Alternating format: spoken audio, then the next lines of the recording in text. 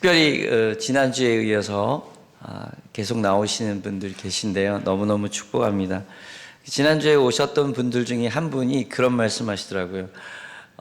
우리 교회 오니까 너무너무 행복해 보인다고, 모든 분들이 웃고 계셔서 자기도 너무 놀랬다고 그런 말씀 주셨습니다. 그래서 우리 옆에 있는 오늘 분들에게 이렇게 인사할게요. 당신은, 옆에 있는 분 쳐다보시면서, 네, 옆에 계신 분, 우리 권사님은 우리 저희 동서를 좀 봐주시고요. 봄의 꽃처럼 아름다우십니다. 네, 아름다우십니다. 네, 봄의 꽃처럼 진심을 담아서, 네, 참으로 아름다운 봄입니다. 우리의 삶의 곳곳에 꽃이 피는 역사가 있기를 주님의 이름으로 축복합니다. 요즘에 목련이며 벚꽃이며 개나리며 어쩜 이리도 아름다운지 하나님의 세계는 참 아름답다는 찬양이 절로 나오는 날들입니다.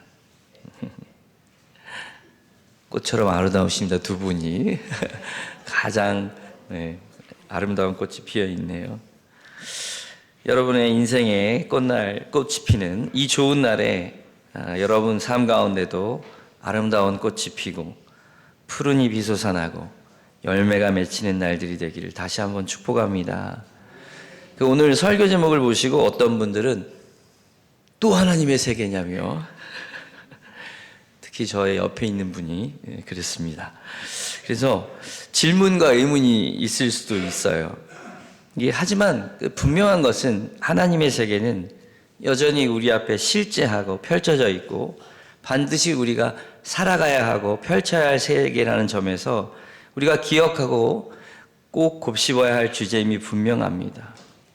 하나님의 세계가 온전히 이루어지는 그날까지 우리가 기도해야 할 제목이라고 생각합니다. 그래서 저는 오늘 아주 쉽게 혹시 후반부에 조실 분들을 위해서 오늘 설교 제목의 답을 먼저 말씀드리고 시작하고 싶습니다. 오늘 본문을 읽으면서 어떤 분들은 이미 짐작하셨겠지만 그 하나님 세계에는 열쇠가 있는데요. 그 열쇠가 바로 무엇일까요? 네. 이 열쇠는 인생에서 가장 중요한 것이죠. 그래서 뭐 키포인트라고도 하고 키밸류라고도 하기도 하고, 모든 닫힌 것은 이 열쇠로 여는 것입니다. 참 놀라운 것인데요. 하나님의 열쇠를 여는 열쇠는 제가 먼저 말씀을 드리겠습니다. 교회입니다. 오늘 제가 그 이유를 설명드릴 텐데요. 오늘 저희가 읽은 그 성경 부분이 나오고 있는 위치하는 자리를 보면 잘 알 수 있습니다. 무슨 말씀이냐면 예수님은 그 마태복음 16장을 통해서 당신의 처음에 죽음과 부활을 처음으로 언급하고 계십니다. 무슨 말씀이냐면 예수님은 비로소 당신의 가장 중요한 사역인 고난과 부활에 대해서 말씀하신 겁니다. 수많은 이적과 기적을 행하신 후 당신은 비로소 제자 베드로에게 이 고백을 들으신 후에야 당신의 가장 중요한 사역을 알려주셨다는 것이죠. 드라마에서도 보면 주인공의 마지막 중요한 대사는 극적인 상황 그리고 중요한 비밀을 노출하고서야 그때 이제 일어납니다. 어쩌면 예수님도 이 고난과 부활이라는 그 인류를 향한 하나님의 가장 위대하고 중요한 계획을 이루어드리기 위해서 때들을 기다리시면서 당신의 시간을 빌드업 해오셨는데요. 자, 이제 준비가 되었구나. 이제 모든 상황과 환경이 하나님의 이 놀라운 계획을 이루어드릴 수 있는 시간이었구나 라는 판단이 있었을 때 예수님은 이 하늘의 비밀을 오픈하신 것입니다. 오늘 우리는 예수님께서 그 위대한 십자가와 부활이라는 이 놀라운 사건을 말씀하시기 전 어떤 일들이 일어났는지를 좀 알아보고 우리가 이 놀라운 하나님 세계의 열쇠인 교회를 어떻게 세워 나가야 할지 다짐하고 또 기도하는 시간 되기를 기대합니다. 먼저 이 하나님 세계의 열쇠인 교회는 어떻게 세워졌는지 보기를 원해요. 오늘 본문에서 예수님은 먼저 당신에 대해서 어떻게 생각하는지 제자들에게 묻습니다. 예수님이 제자들에게 사람들이 인자를 누구라 하느냐고 13절에 물어보죠. 그랬더니 어떤 이들은 14절에 이르러 세례 요한, 어떤 이들은 엘리야, 어떤 이들은 예레미야나 선지자 중에 하나라고 말한다고 말씀하고 계십니다. 오늘날에도 예수님을 믿는 많은 상당한 숫자의 기독교인들 중에서도 예수님을 단순히 자신의 삶의 부족함을 메꾸어주는 예언자, 혹은 민족을 이끌어지는 지도자, 혹은 선지자, 예수님의 존재를 그저 많은 성인들 중에 한 사람으로 생각하는 분들이 계십니다. 네, 감사합니다.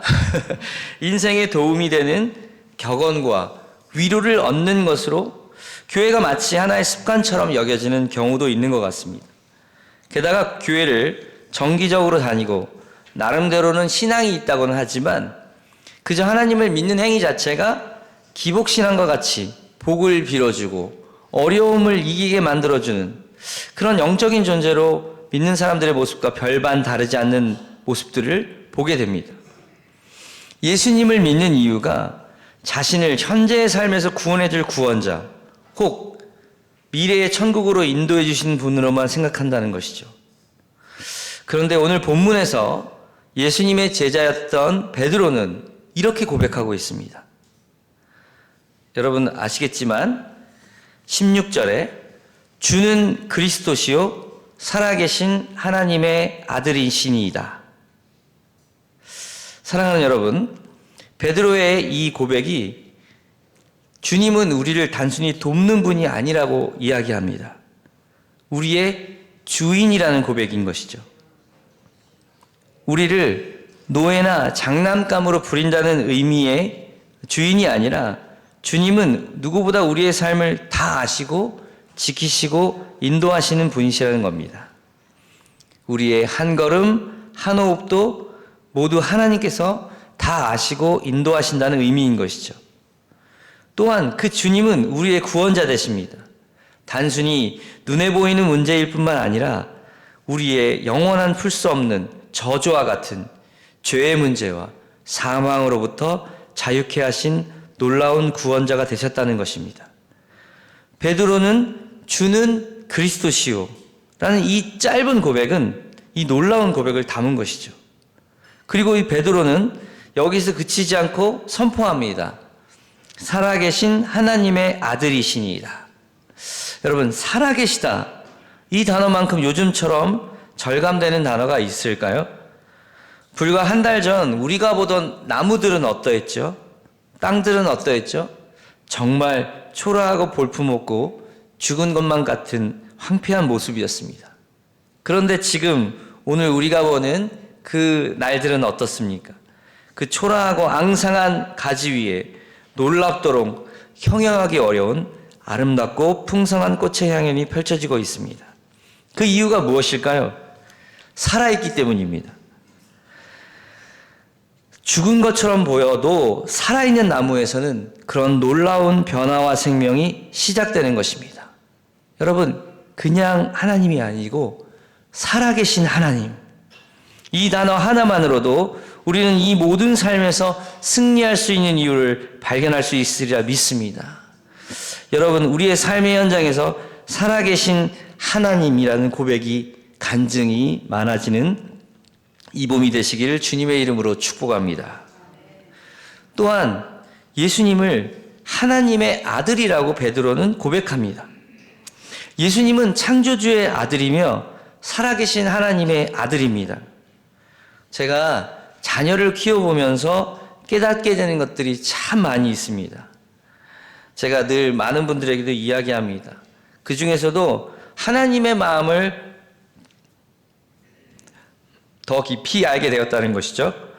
무엇보다 하나님의 아들이라는 표현은 저에게는 너무너무 깊이 묵상되고 또 너무나도 감사한 표현이라는 것을 알게 됩니다. 저희 부모님께는 죄송한 말씀이지만 부모님을 위해서 목숨을 바칠 것이냐, 자녀들을 위해서 목숨을 바치는 것이냐는 그 일이 동시에 주어진다면 저는 어떤 선택을 하게 될 것 같으십니까? 혹시 여러분들은 그런 상황이 있으시면 어떤 선택을 하게 되실 것 같으십니까? 누구를 택하는 것이 더 쉬운 일일까요? 구약에서 아브라함이 어떻게 믿음의 조상이 될 수 있었을까요? 그건 그가 여호와의 말씀을 듣고 하란을 떠났기 때문이기보다는, 그가 백세의 아들을 낳아서라기보다는 이삭을 하나님께 바칠 수 있는 믿음이 있었기 때문이라고 생각합니다. 그제서야 하나님은 아브라함의 믿음을 인정하셨습니다.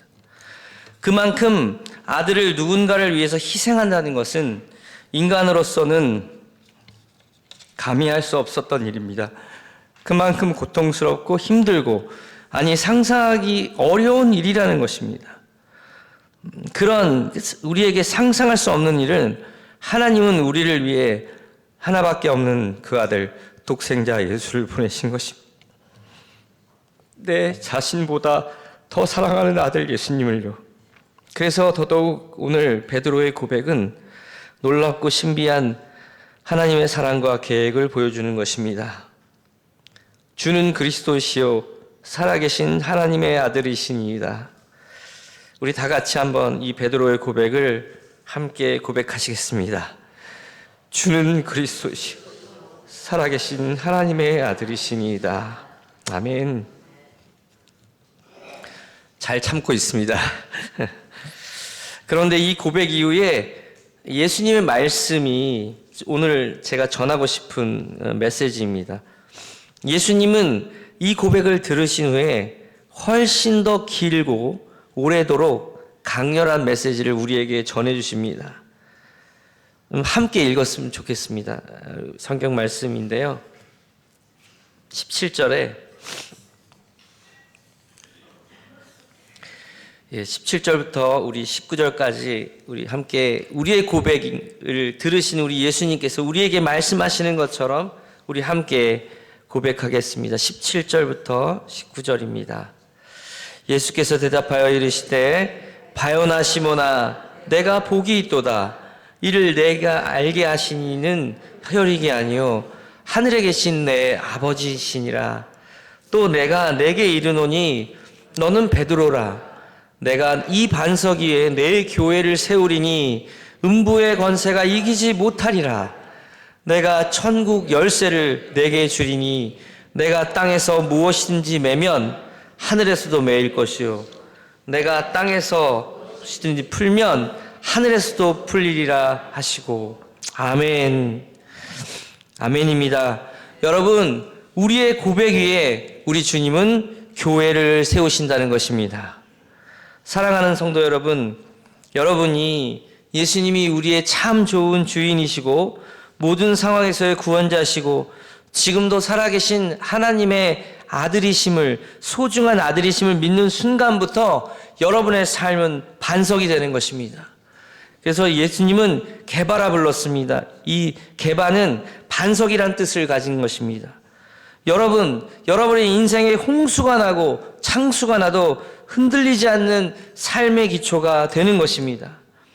가정 가운데 여러분을 흔들고 힘들게 하는 이가 있습니까? 그럼에도 여러분은 굳건한 반석이 되는 것입니다. 질병이 여러분의 삶을 흔듭니까?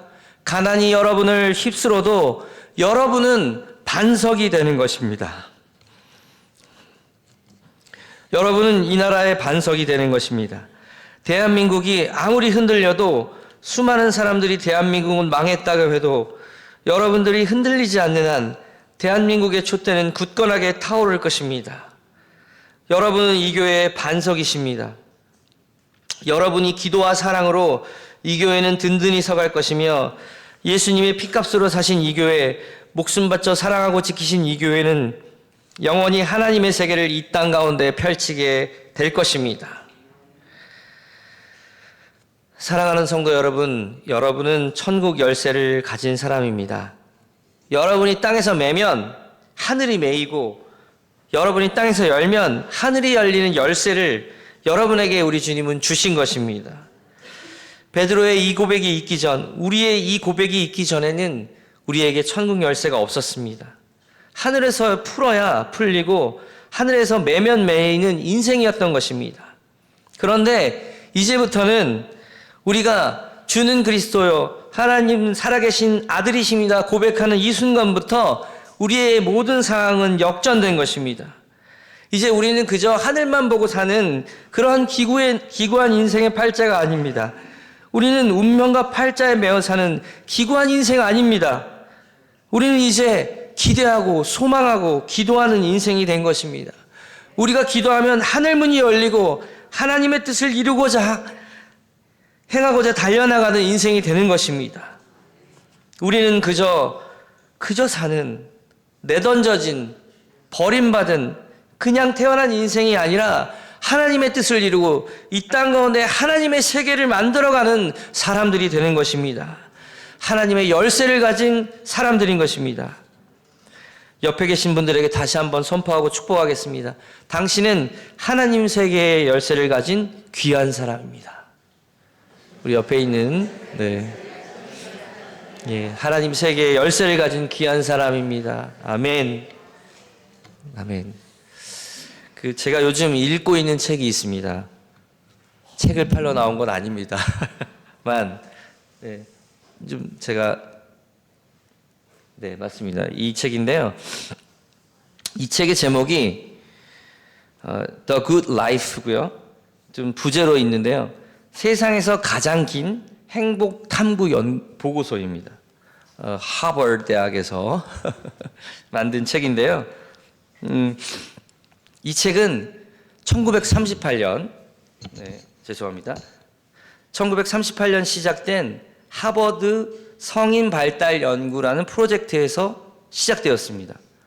이 책은요, 85년 동안 720명의 사람들을 3세대 혹은 4세대에 걸쳐서 1700명에 이르는 후손들의 삶까지 다 조사했습니다. 그래서 삶을 조사하고 또 인터뷰하고 실험을 해서 그 피의 스트레스 농도도 조사하고 호르몬도 체크하고 그래서 어떻게 하면 행복하고 건강한 삶을 사는 비결이 무엇인지 그것을 방대한 사례와 과학적 연구 결과로 증명한 책입니다.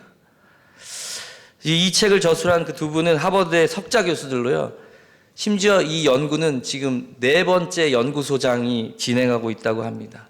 이 연구하시던 분들은 다 하늘나라 가셨으니까요. 그만큼 이 85년이라는 시간을 통해서 그 연구를 시작한 거예요. 워낙 오랜 연구이고 방대한 자료 그리고 수많은 인터뷰 때문에 거의 수천억의 연구비가 들어간 현존하는 인류에게 가장 오랜 프로젝트지면서 가장 비싼 연구라고도 볼 수 있습니다.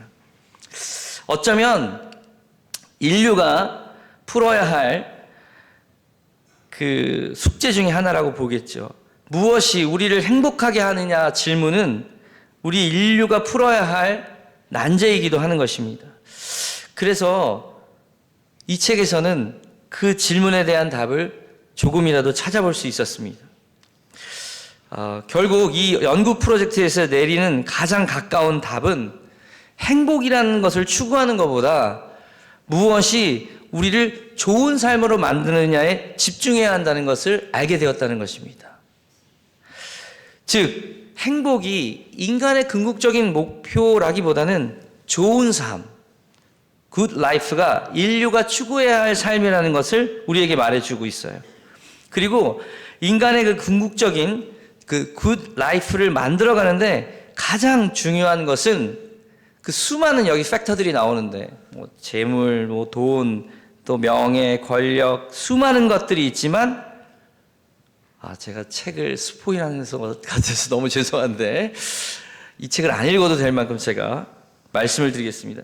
한 가지입니다. 바로 뭐냐면 친밀한 인간관계의 빈도와 질이 우리의 좋은 삶을 결정한다는 것입니다.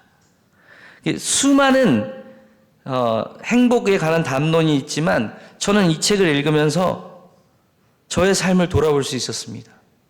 그리고 저는 지금 행복한가? 나는 지금 좋은 삶을 살고 있는가? 결론은 저는 행복했습니다. 그리고 행복합니다.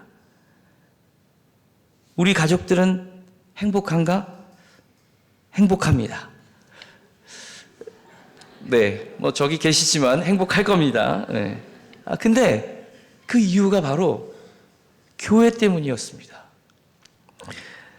제가 저 인생에 지금처럼 행복하고 좋은 삶을 살고 있는 적이 있었을까 합니다.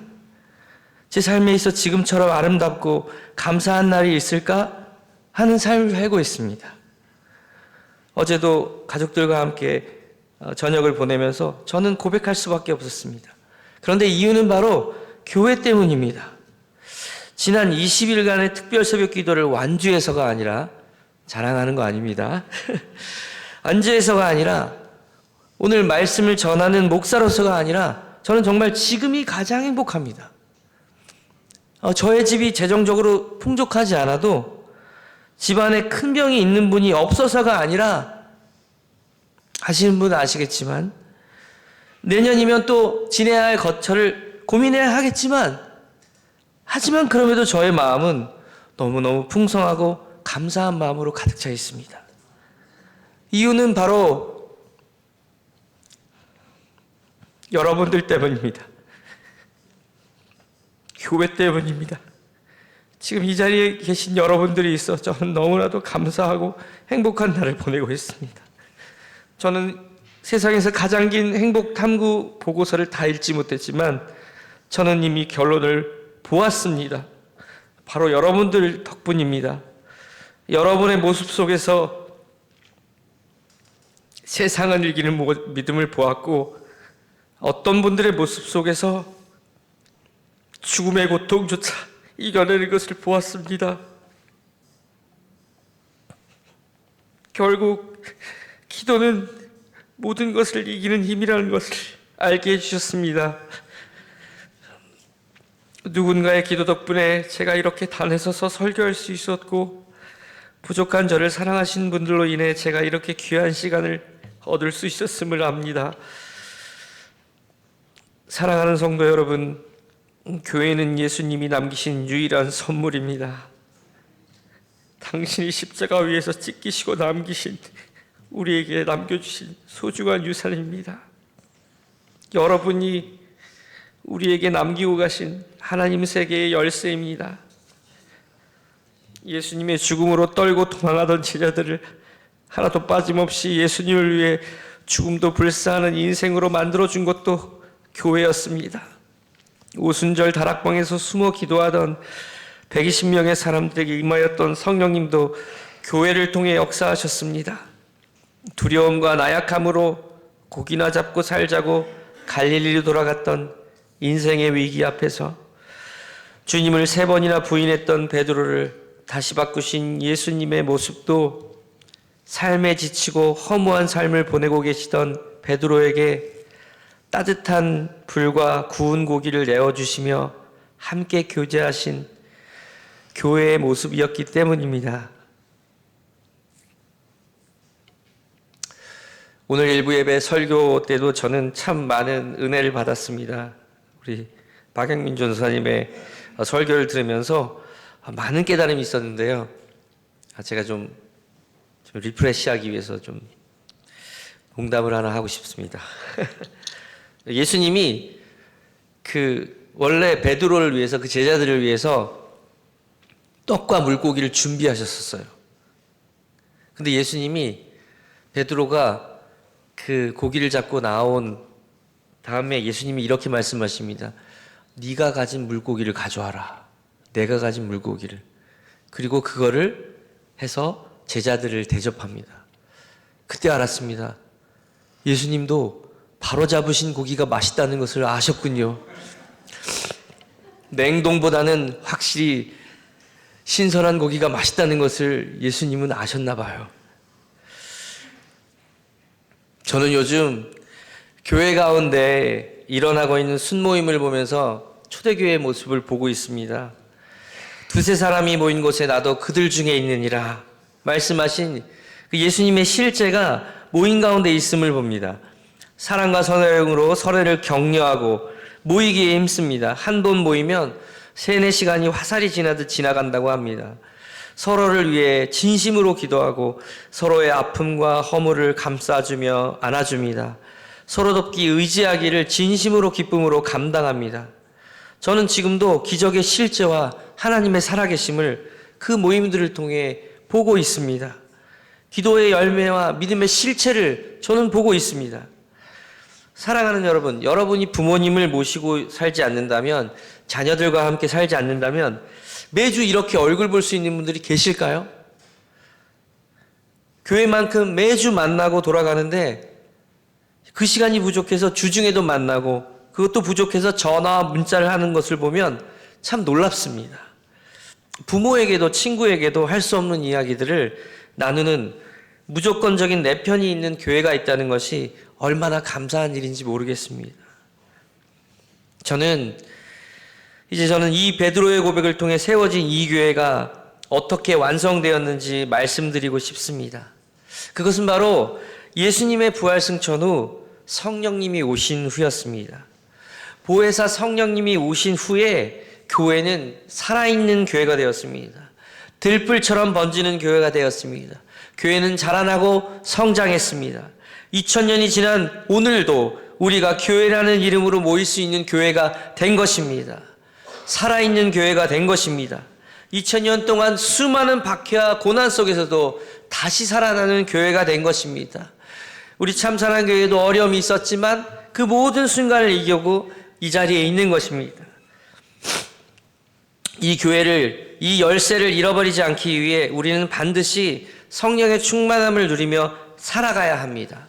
하나님 세계의 열쇠는 교회이고 교회는 바로 여러분들이기 때문에 여러분들에게 이 열쇠를 지니고 살아갈 수 있는 세 가지를 말씀드리고 싶습니다. 하나님 세계의 열쇠, 그 하나님 세계를 지니기 위해서 여러분에게는 반드시 이 세 가지가 있어야 한 줄 믿습니다. 이를 위해서 우리가 이 세 가지를 우리의 삶에 새겨 넣어야 할 것이라고 생각합니다. 내가 제대로 작동하는 키, 열쇠를 가지고 있는지 점검하는 방법이기도 한데요. 이 열쇠를 잘 지니고 다니기 위해서는 이 믿음의 삼겹줄이 필요합니다. 첫 번째, 내게 말씀이 있는가입니다. 오늘 내게 들려지는 하나님의 말씀이 있어야 합니다. 말씀이 들려지기 위해서는 반드시 제가 말씀을 읽고 묵상하고 기억해야 합니다. 내 안에 말씀이 많을수록 흔들리지 않는 기초가 생겨납니다. 반드시 말씀이 우리 삶에 가득 차야 합니다. 다른 어떠한 것으로 채우지 마십시오. 그때에 우리의 삶도 든든한 기초에 세워지는 것입니다. 시간과 공간을 내십시오. 어떻게든 여러분의 삶에 말씀을 읽고 묵상하는 시간을 반드시 마련하시기를 축복합니다. 두 번째, 내게 기도가 있는가입니다. 기도 제목이 없는 인생이야말로 참으로 불쌍한 인생일 것입니다. 원하는 것도 바라는 것도 혹은 소망할 것도 기도할 것이 없는 인생은 진정으로 살아갈 이유를 찾지 못하는 관계 속에 살아간다는 뜻이기도 할 겁니다. 그래서 우리는 기도가 있어야 합니다. 기도가 나를 살게 합니다. 만약 내 주변에 기도할 이유가 없다면 이 나라를 위해서도 이 전쟁이 그치지 않는 세계를 위해서라도 기도하시기 바랍니다. 그런데 제가 장담하건대 우리 가운데 기도 제목이 없는 분들은 없을 것입니다. 여러분, 기도할 때 우리의 손에 있는 문제가 하나님의 손으로 옮겨지는 것을 믿으시기 바랍니다. 기도할 때 우리의 삶의 영역에 하나님이 계시다는 것을 인정하시는 것이며 우리의 힘이 아닌 하나님의 힘을 빌리는 놀라운 신비를 경험하게 될 것이기 때문입니다. 그리고 지금 당장 이루어지지 않는다고 해서 낙담하거나 낭망하지 말 것은 반드시 하나님이 그분의 때에, 가장 좋은 때에 하나님이 이루어 주시기 때문일 것입니다. 세 번째는 내게 찬양과 감사가 있는가입니다. 다윗은 우리가 아는 것보다 훨씬 더 많은 고난과 고통을 경험한 사람입니다. 하나님의 사랑을 특별하게 받은 왕이었지만 그로 인해 장인이었던 사울왕과 아들 압살롬으로부터 죽음의 위험과 아둘람굴에서의 그 오랜 시간 동안 죽음의 공포와 배신의 아픔을 이겨내야만 했습니다. 그럼에도 다윗은 하나님을 찬양하고 감사하는 사람이었습니다. 그렇기에 그는 하나님의 마음에 합한 자가 된 것이죠. 오늘 여러분의 입에서 흘러나오는 찬양이 있으십니까? 아니면 매일처럼 나오는 감사가 있으십니까? 만약 없다면 오늘부터라도 여러분의 입술에 찬양과 감사가 끊이지 않기를 주님의 이름으로 축복합니다. 사랑하는 여러분, 저는 오늘의 말씀을 마무리하고자 합니다. 하나님의 세계는 우리 가운데 펼쳐져 있습니다.